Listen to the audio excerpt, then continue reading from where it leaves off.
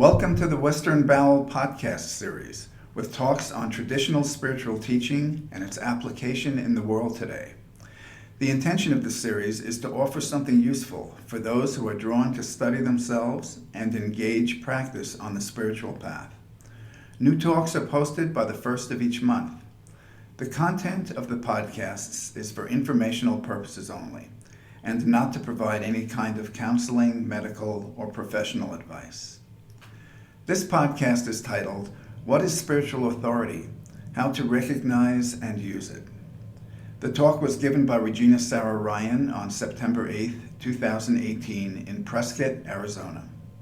Regina is author of The Woman Awake, Igniting the Inner Life, Praying Dangerously, Only God, and other books. She is a former Catholic nun, a workshop leader, and senior editor at Hohm Press, which has published a few hundred titles of spiritual literature. Regina Sara Ryan. It seems that the essence of spiritual authority is that which empowers the other with their best interest at heart in order for that individual to awaken to the true potential of who that one is. So that's where I'm coming from. That's the big context that I'm presenting. So the conversation is interesting to me for a number of reasons. One is that I've been in relationship to spiritual authorities as human beings in authority for my adult life. So I entered a Roman Catholic convent. Before that, I was in relationship to priests and nuns and the hierarchy of the church. And then in the Catholic, as a Catholic nun, I had religious superiors who I held as religious authorities in my life, spiritual authorities. And then I left that structure and I went to India and I found a guru in India and I was in relationship to him as a spiritual authority. I accepted him and he accepted me, so there was a mutuality about it. Unless there's a reception on the part of the individual, there's no relationship of spiritual authority. Spiritual authority must be a relational thing.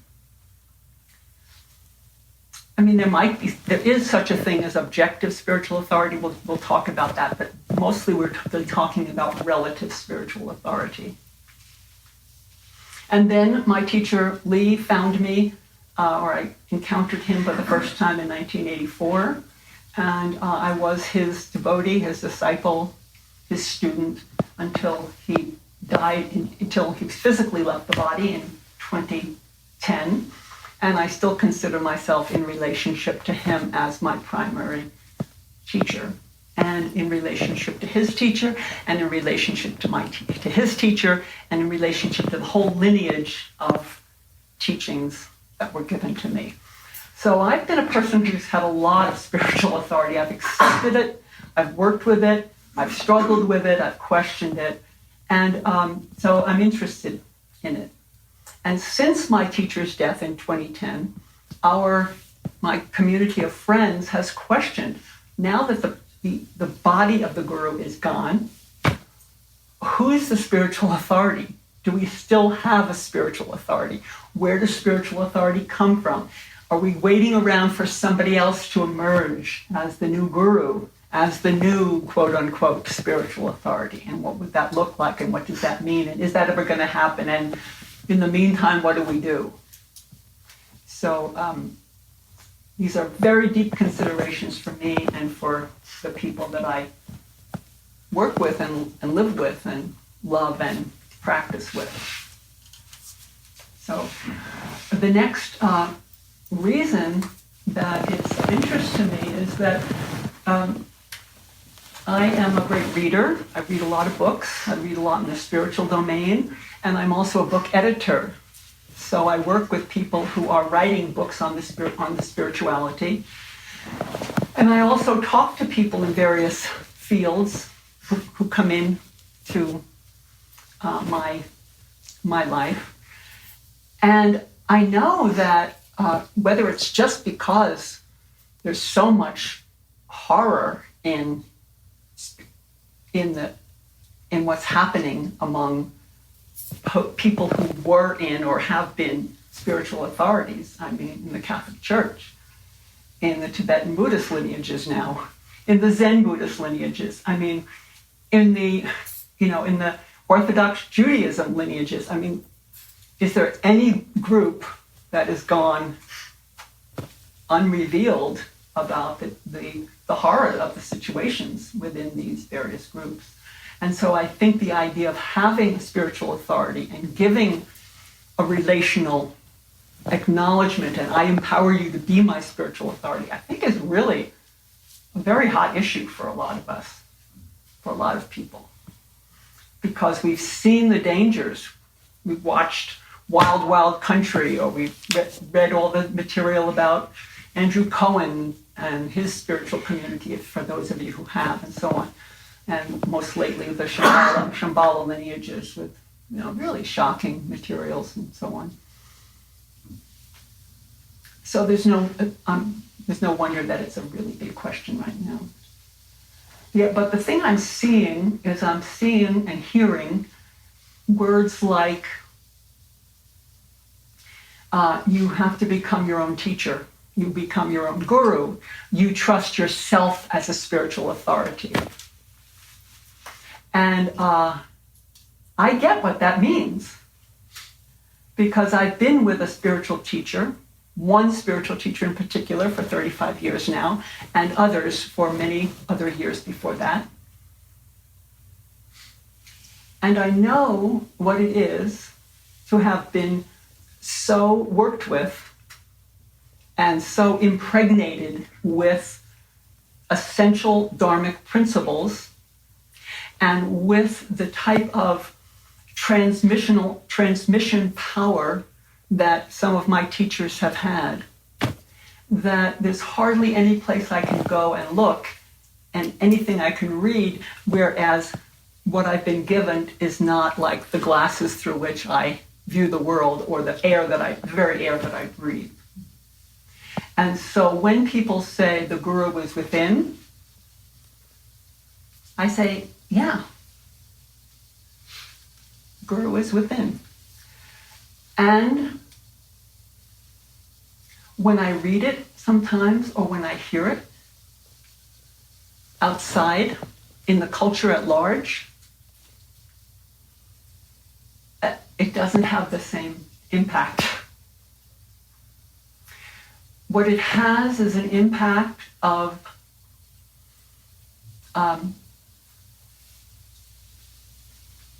I don't want an external authority. I don't want another human being to tell me what to do. I'm going to trust me. I have got to find my truth. And I'm saying right on, yes, to all of these things. So I'm walking on some very tender territory, I understand, but I'm willing to do that. It's kind of like you've heard people say things like, you heard Shirley MacLaine in the early years standing in front of the ocean going, I am God! And some of us said, I get it. You are God, right? You are. And we wondered a little bit about whether or not that was something that was embedded in the cells of that individual's being. This is not to make a judgment on her. I'm just using her as a great example. So much so that it was absolutely the very breath where there was no separation, and that was the basis on which life was lived in every aspect. We question that. Another good example for me is I have a dear friend Jaya who's with us tonight, and she's a profoundly gifted musician and highly trained musician. And I have listened to pieces of music and I've gone, oh, that's fantastic. And Jaya's got kind of like, like, okay, you really liked it, good. But what her ear is hearing is not what my ear is hearing. Which is not to say I can't enjoy it. I loved it. Whether it was Barry Manilow or whoever it was, or some kid at the Prescott Music Center, I don't know, whatever.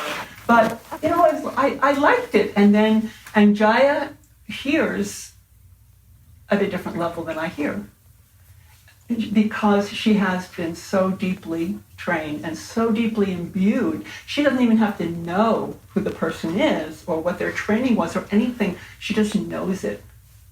So I'm talking about an ability to discern spiritual authority and to discern this whole thing about listening to the guru within or I trust my own spiritual authority when it is not grounded in a type of deep absorption, deep training that has allowed that particular kind of knowing to grow. So these are considerations that I have, and I may be preaching to the choir here, and I probably am, because I know so many of you, and I know the kind of backgrounds that you have. So I acknowledge you for all the years of work and study.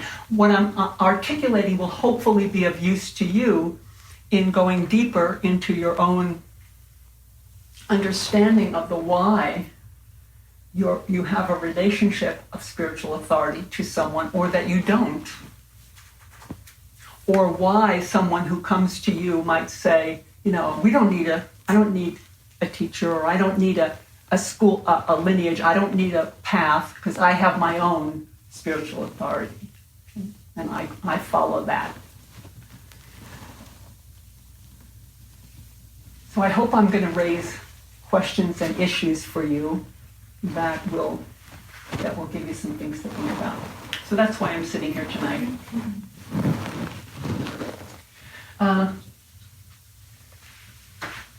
So here's a quote from someone who I hold as being someone who's a pundit, in other words, one who's studied deeply in the spiritual domain, but also one who's practiced deeply. And this is John Wellwood, who some of you know about. And he says, the genuine spiritual authority and the false prophet, or the half-baked expert, both undermine the habitual patterns of self. One does it in a way that promotes bondage, while the other does it in a way that promotes liberation.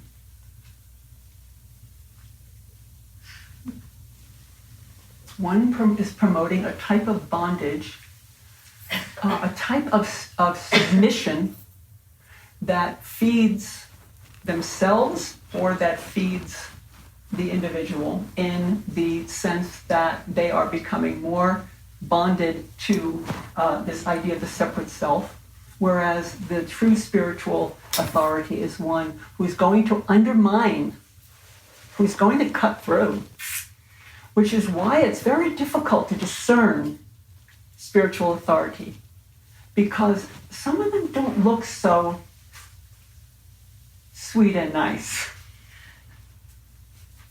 Some of them actually have a sword out, like the goddess Kali, who's probably around here, many places. And they go around, cutting the heads off of ego. And unless you have some personal practice, and unless you are working with self-observation to observe in yourself your tendencies and have some knowledge of your own tendencies, you may tend to discount anything or anyone who violates your very narrow worldview. So many years ago, when I wrote the book, The Woman Awake, I wrote about this Sufi teacher named Irina Tweedy, profound, awesome woman, spiritual teacher in the Sufi tradition. And her teacher she met her teacher, and within a few years, her teacher died. And during that 2 years, he worked her to the bone. I mean, he confronted her with everything. And when I was telling that story, I was at a spiritual center actually in Massachusetts, and there was a woman in the group who was a Christian minister. And she said to me, I found that story terrible. And I said, why? And she said, Jesus would never have done that. you know. And I just kind of looked at her like, you know that? You know? That, I mean, you know. And she said, yes, he was only kind and compassionate. And I said, well, okay, that's the way you want to look at it, fine. But for me, it was like, I couldn't even challenge it at that point, because the worldview of what it took to engage a kind of work on self that Mrs. Tweedy was receiving from her teacher, and this woman's view of how Jesus worked with his disciples. And I mean, you can read between the lines and you can see some pretty fierce stuff going on with Jesus and his disciples, telling them that you don't know your ass from a hole in the ground, you guys. What is the matter with you? You know, you can't even stay awake for an hour. You know, like, what is with you? I mean, you know, so many things. But anyway, to engage the conversation would not have worked. I use that as an example by way of saying that when our view is somewhat limited, it's very difficult to discern what genuine spiritual authority could possibly mean. Because, as Wellwood is saying, the genuine spiritual authority is one who will undermine the illusion of the separate self. And unless we are willing to be undermined, to be undone, to be confronted, and I know I don't want that any more than you do. And when it happens, it's shocking. And if it doesn't happen, if we don't have the opportunity to have it with a person, sometimes circumstances in life do that for us. And very, very fiercely. And for me, in my own life, I have just tremendous gratitude that I've actually had individuals who were willing to do that with me. So I didn't have to wait until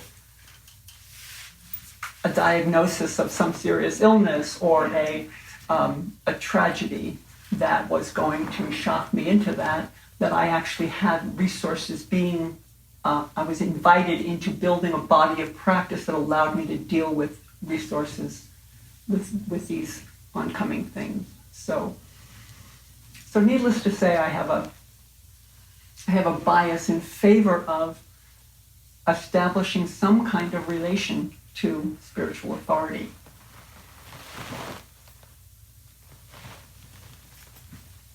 In the Christian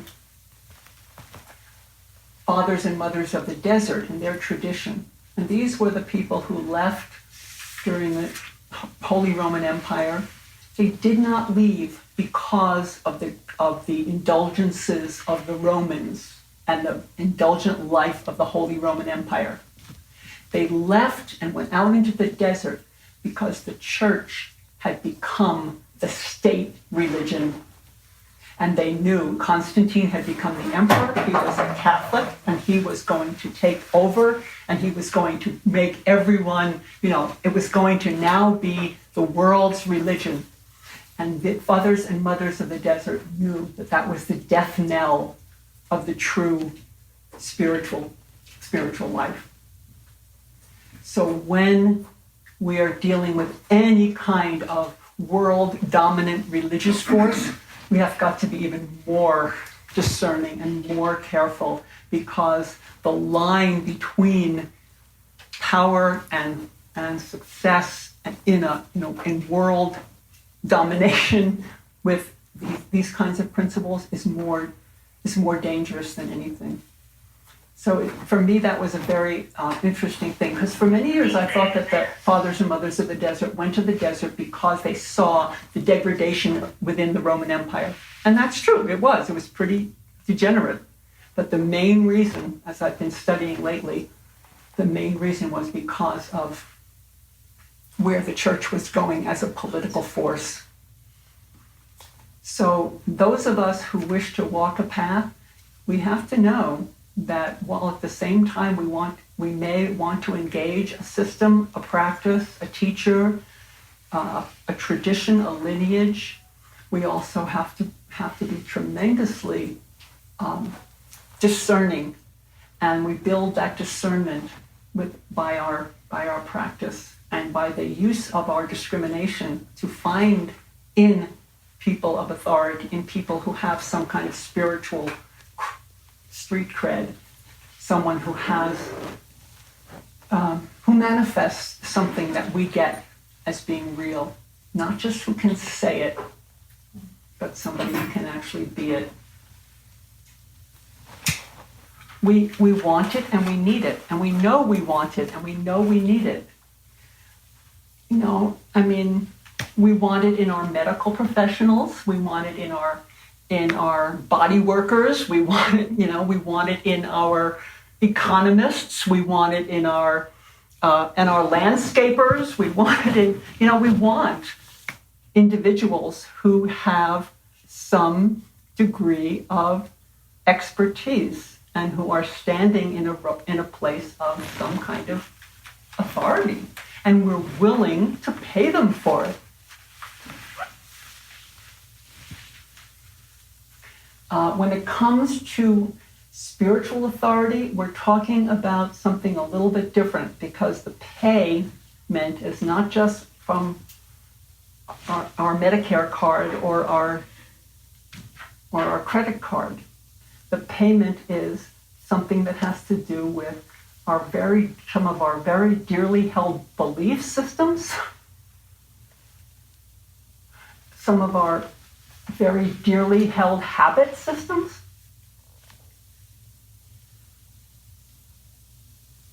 and some of our dearly held sense of independence. I'm going to do it my way, no matter what. So it's and you know, the bottom line, giving up the very sense that we actually even need it, that we don't already have it, we're not already it. These are some big issues to face when it comes to spiritual authority. The whole question of authority in general, and spiritual authority in particular, raises another issue, which is another whole series of talks, and that has to do with the subject of hierarchy. Oh no, you don't want hierarchies, no? I'm speaking generically, I'm not speaking you necessarily, but the question of examining your relationship to how hierarchy is, I mean, there's so much cheap talk about, you know, down with the hierarchies. We don't believe in hierarchy anymore. We want the male system, the patriarchy is all hierarchical. We want the female system where we're all equals. Really? Is that what you really mean by that? Do you actually think that because we say we're all created equal, that means that we all have the same degree of cheap learning in our bodies, skills, abilities, you know, intelligence, and so on? And are you not willing to admit that there's hierarchies in nature, there's hierarchies in everything? But when it comes to the spiritual life, for many in the culture at large, the subject of being being in something that has a relationship that looks like hierarchy is like, get me away from it. And understandably, because there have been many, you know, bad things that have happened, because the people in authority were actually representing an authoritarian power over and advocating a type of bondage rather than a type of liberation. That's the essential distinction. So we're going to look a little bit about this definition of authority, because we're still in the phase of defining it. And you know, the root of authority is the word author. I like that. That's really cool. That's what I am, you know. I'm an author. But what does the word author come from? It's from the Latin augere, A-U-G-U-R-E is the root of author. And augere means to cause to grow or to increase. To create, to bring something into being, to be the author of it. So you're causing something to grow. Yeah? Author. So let's take it to the, from my religious background, the author, the ultimate author of all that is creation. Well, you could call it God, you can call it first cause, you can call it energy, you can call it the Big Bang, you can call it truth, you can call it that which is, or that which has no name, but there is something that has caused this to grow, or has initiated something into growth. And it is this that is the ultimate or absolute authority. So we're going to get a little mystical here and say that if indeed there is such a thing as genuine spiritual authority, what we're talking about is, especially at this absolute level, is one who is so connected to that individual is not separate from that. And when they speak, when they're with you, what you are getting is that connection to an ultimate spiritual, to the ultimate author of what is. Now, the author is not necessarily an individual person, God in the sky with a paintbrush or whatever. But it is that which brings that all together. And so just for the sake of argument, say that there's just this one universal force field called love. And when one encounters what we're exploring here tonight about spiritual authority, what we're talking about is encountering one who has a relationship, who has realized that fully, or as fully as is possible, and is able to manifest that, and is able to actually inspire that in others, awaken that in others, and challenge that in others, and love that in others in the process, and whose ultimate desire is to bring others into that with that, which they're never separate from in the first place. Okay? So we have to kind of like talk non-dually to create all of these things happening. So then we have all sorts of variations on that with the word authority. When Jesus' disciples began to teach, the question to them was, by whose authority are you teaching? So the recognition is, well, you can't tell me what to do, but where did you get all this from? So we want to know. We want to know where this is coming from. There's also a way in which people use authority to mean that somebody was a witness to something. So if you're a witness to an accident on the highway, then you're authority. You have authority in that particular thing, and you can be called into court, in order to witness to that as the authority. So many of the people who have come down to us as spiritual authorities, for good or ill, have been people who have witnessed to the life of a saint or the life of a great master or teacher. They've come down in a lineage where they witnessed to it and then continued to witness to it, and that this is a transmission that continues on.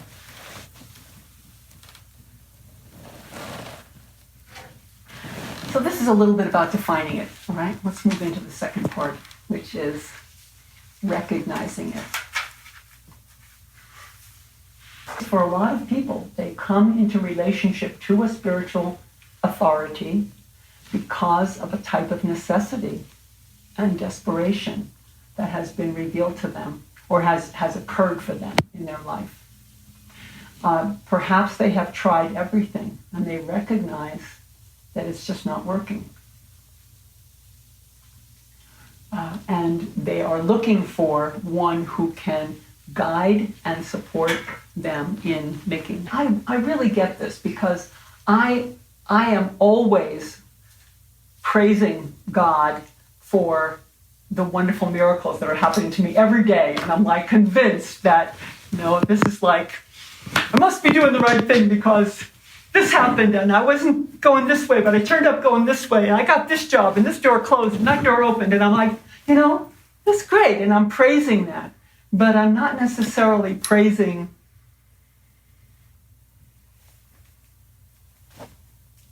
the breakdowns and the illness and the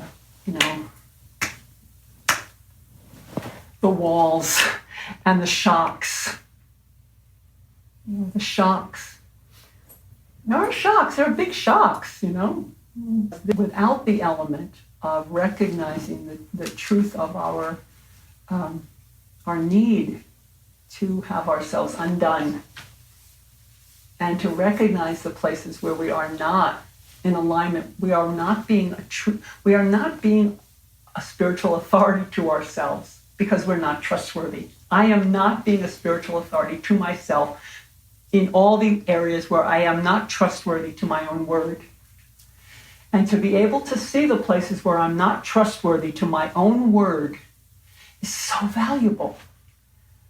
If I use it as a way to beat myself up and make myself, miserable and horrible, then I'm not using the food that's possible when I recognize how inauthentic I am or how out of integrity I am with my own word. But those moments are moments for me to enter into a type of forgiveness, compassion, falling on my knees and recognizing the truth of what is. Just this is what is without hurting myself or hurting others. And only that opening allows me that level of compassion with others. So necessity is one of the things that allows us to recognize spiritual authority. And this is what I think you recognize in someone who has, quote unquote, spiritual authority. You recognize someone with a presence, there's a presence. They don't have to be like even looking healthy, but there's a presence about them. And there's a type of attention that they're able to give to you, and with, you're clear that they're having that within themselves. So there's a spiritual authority that's recognizable through this presence of being. And we want that. And we can learn from that. We apprentice ourselves to that so that we hang out in the presence of that. So that we watch it, we observe it, we let it sink into us, and it gets in. Lee would tell dirty jokes, and he was always like, being outrageous, and he had rock bands and stuff, and I'm an old Catholic nun, and a lot of that stuff was not my forte at all. But what he did have was an emptiness. I mean, I hesitate to use the word I was unconditionally loved or whatever, because I wouldn't relate to it that way. But I was opened in a way that I was in touch with something which was ultimate. And that was so powerful. And I wanted to be around him for that. And now he was that spiritual authority. And now, because I've had such a point of reference for that so long, I have a means whereby I can access that without having to sit in front of him. So there's something very, very profound about bringing oneself into relationship with those who have some kind of spiritual authority, not necessarily a guru who's going to do to you what Lee did for me, but some way in which being around presence and one who actually has your liberation as their highest goal, as their highest, or as their highest sense of who they are. They're not like saying, I'm going to, liberate you, but yet that is all they do, because they know that they're not separate from you, you're not separate from them, and that's what they do. And there's all levels. I mean, there's the level at which I would hold my teacher and my teacher's teacher, which was much more of this absolute relationship to that complete opening. And then there's a more relative level in which they're not necessarily fully realized in that way, but yet they can be a source of spiritual authority because they have expertise and they have opening and they have availability in particular ways that will open you in those particular ways. So my teacher affiliated with, not officially, but it was resonant to the tradition of the Bauls of Bengal, India. And the Bauls actually oftentimes had a root guru, but they also had several other gurus. And they had a music guru, or they might have a meditation guru, or they might have a guru for some other purpose. So there are ways in which we can have a relationship to a more relative spiritual authority in those who are not at this level of full awakening. Because really, if I say to you, my teacher was fully awake, I am only saying that because I love him. And that was my experience. Unless I am at that level, unless I am there, I can only speculate. I can only speculate that he was that, because he was just bigger and more than I had seen elsewhere. Okay? And I have met others from other traditions who I would say were bigger and more than I had ever met elsewhere. But to put this label on them and say, yes, this was absolute spiritual authority, I'm willing to put myself out and say, yes, I think that their level of awakening, their level of resonance to that which was pretty profound. But unless I'm there, there's no way to absolutely say that. But with relative spiritual authority, I can definitely say that if one's life is showing up differently because of the relationship to that spiritual authority, then you can pretty much say, and the way in which one's life is showing up is in alignment with what your highest aspiration is.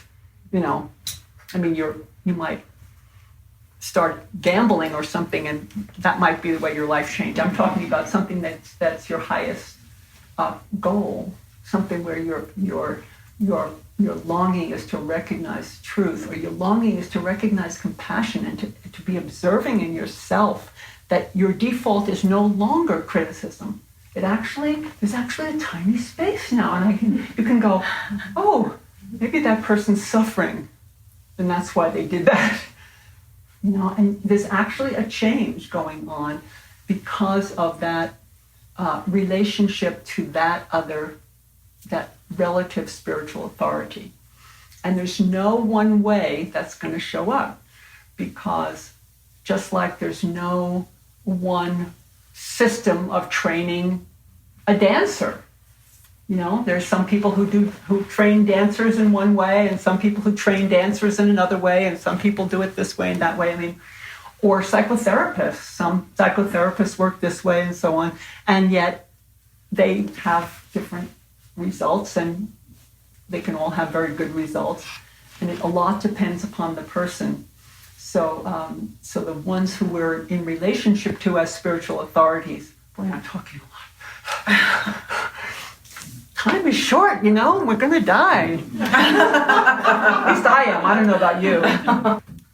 Sometimes the spiritual authority, we recognize them because they seem almost to be a mirror for something in ourselves. Like the way in which they sort of shock us, and we kind of see ourselves back in, brilliant some kind of brilliant and shocking way. The Sufis have this understanding of the teacher as the mirror, and that in many traditions the teacher is seen as someone who's going to reflect back to yourself until such point as you begin to see that that's not really the truth of who you are. We can recognize effectiveness in this, and that can be a mark of spiritual authority. And I don't mean effectiveness in the sense that they're necessarily they're winning the Olympics, but the effectiveness is in which the people around them, the students around them, are showing up as being people who have achieved some degree of self-understanding, self-observation, self-mastery, and a little bit of self-regard. They're not necessarily in roles of subservient. We are worms, and great master. It's like they are standing up with a type of dignity and nobility, and that's how we may recognize that the person who is doing this work is a spiritual authority, because of the way the people around them manifest a type of effectiveness. There's a way in which people speak, and there's a way in which people sing, and there's a way in which people perform music, and so on, in which they are transparent to an influence that's greater than them. And there are ways in which people perform and dance and sing and chant. So chanting is the new thing, chant that is, she's got a good voice, and it's the voice of attachment, identification, and ego. And fine, she's got a lot to learn, or he's got a lot to learn, in my poor, humble opinion. So it's something to just be listening for and watching for, and just not being carried away by something. My teacher Lee, and I've said this before, I used to say, you can tell a teacher by the students around them. And he said, when you, especially for women, when you come around a spiritual teacher, keep your hand on your purse and your pants on. So. He was straight.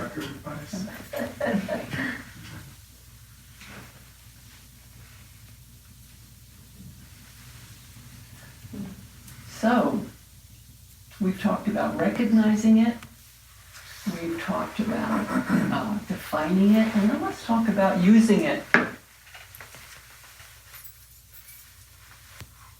Well, I've actually been saying it all along, we use spiritual authority as a point of reference to access our own true nature.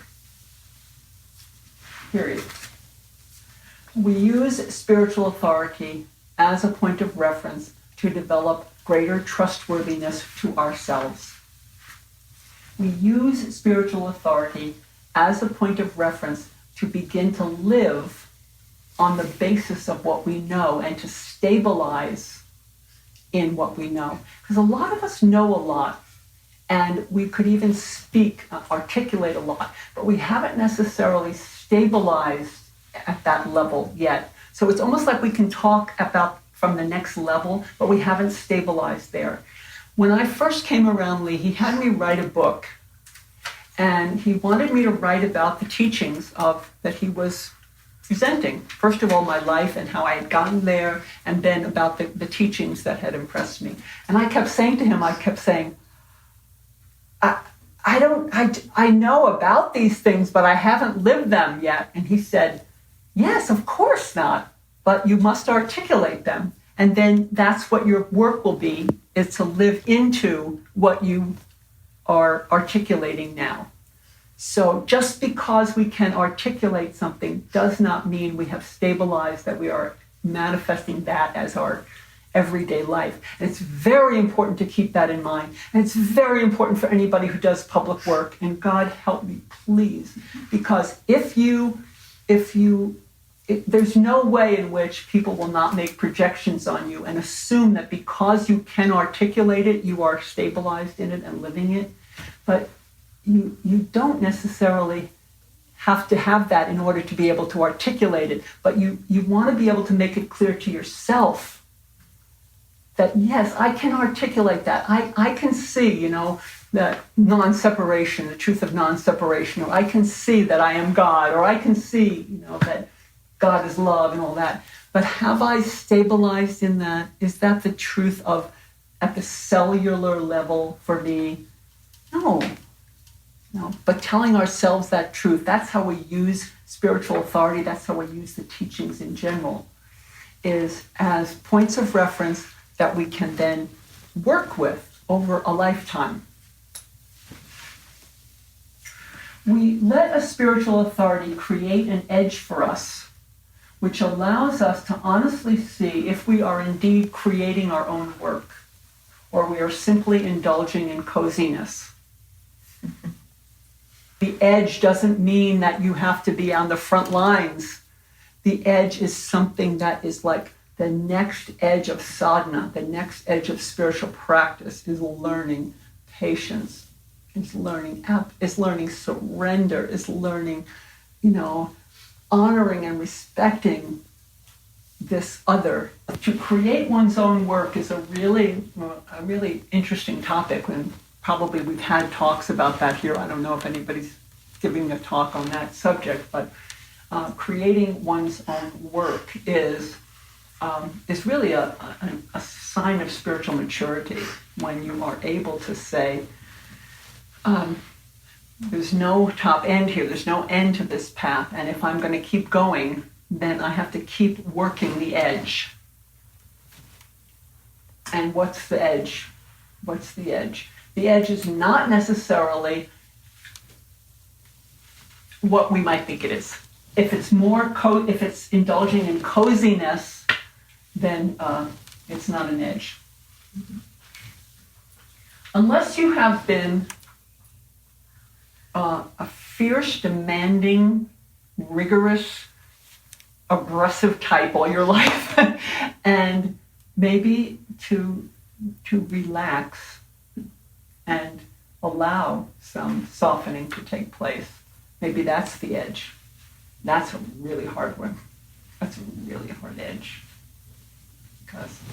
And so we use a relationship to spiritual authority as a way to build a body of practice.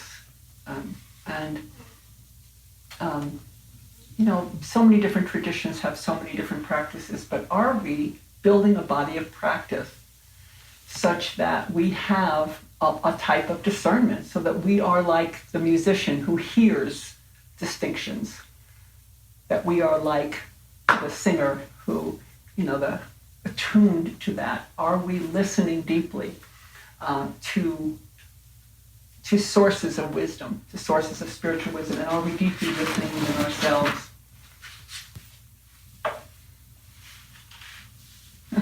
This is John Wellwood. The acid test in relationship to spiritual authority is not how well the students or disciples please the authority, but how fully they meet and respond to life's challenges as a result of their relationship to that authority.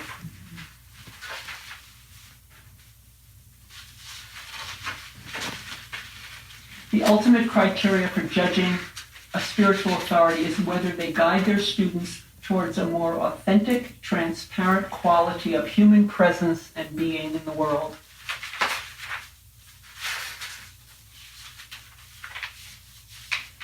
The only way, and this is Nisargadatta Maharaj, he's like the ultimate spiritual authority in Hinduism. The only way you can judge a spiritual authority is by the change in yourself when you are in their company. If you understand yourself more than usual, with more than usual clarity and depth, it may indicate that you've met the right person.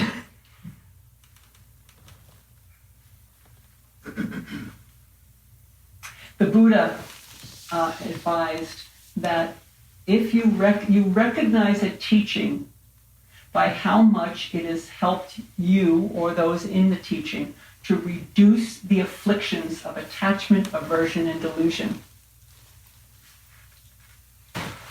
What if having a relationship to a real spiritual authority is not part of one's experience?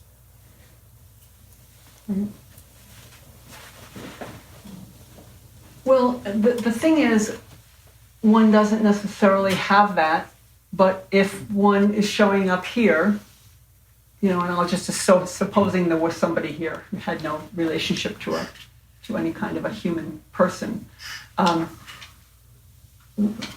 you've come here.